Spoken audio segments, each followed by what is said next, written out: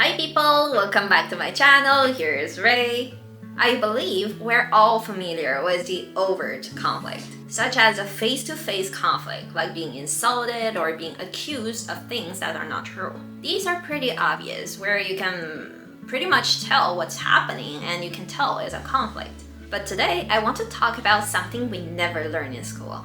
That is the invisible conflict. Such as the little moment where your friend is always being late or canceled last minute, you feel like they're not respecting your time. Or that friend who negates all the time, saying no to everything you said, starting their sentence with, oh no, that's not true, or you're overthinking. Invisible conflicts are conflicts that are small and subtle in relationships. It doesn't really involve yelling or insulting, but it's stuck with you. You don't feel comfortable, but you just think it's too small to be addressed. So you don't complain and you stay with you.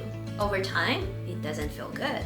So how can we handle this invisible conflict in a way that is respectful to ourselves and at the same time doesn't escalate? I've summarized my own experience and put them into a very simple 5-step method. Hope it can help you too. When emotions are triggered, they're often impulsive and defensive. If you reply in the moment, you might say something that's not really you, or they may damage the relationship. Instead, tell yourself, I'm feeling emotional right now and that's totally normal. This doesn't mean that I have to reply right away. Ask yourself 2 questions. What is my main feeling right now? Like, is it angry or disappointment or frustration, anxiety? What is my body feeling? Is my heart racing? Is my stomach tight or am I super tense? At a moment, you can try to relax the body. So if you're tense, try to stretch or take some deep breath if you have to. If you was sitting, you could stand up and maybe, take a small walk.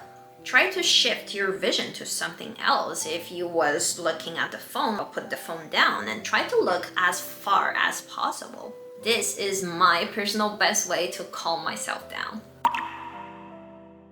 Think about whether this relationship is still worth preserving. Is this a one-time thing, like he or she did it for the first time? Or is a repeated problem and every time I felt disrespected?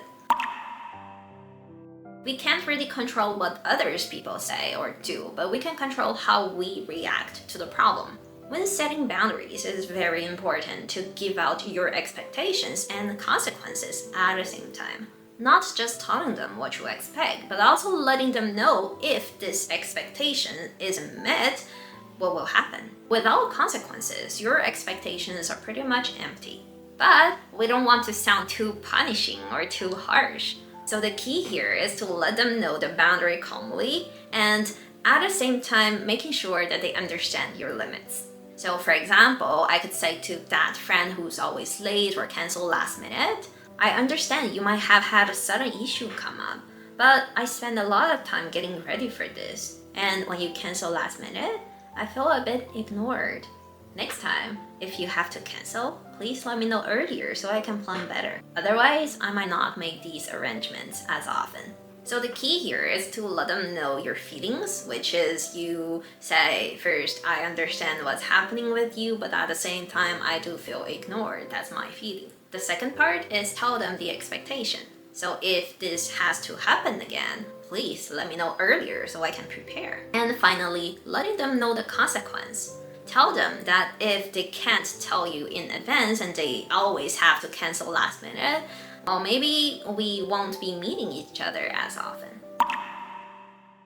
So expressing your thought is not the end. The final step is to watch how they react to you. If they understand, apologize, or they show some willingness to change, then that's a sign that the relationship is worth keeping. However, if they turn around and start to blame you or they start to get super defensive, like saying, hey, that's not my fault, it's time to seriously reconsider how much time and energy you want to put into this relationship. Relationships are never just about putting up with it. A truly healthy relationship is where both people can express their feeling freely, set boundaries, and be respectful to the other person's boundary.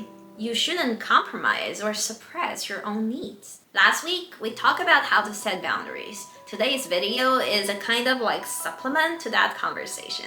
I hope this can give you some better tools to protect yourself, your own feelings, and to build more like healthier, stronger, meaningful relationships. Thanks for watching. Here is Ray, a psychotherapist who loves to talk about everyday emotion. If you like me, my video, or want to know more about psychology, hit like and subscribe to my channel.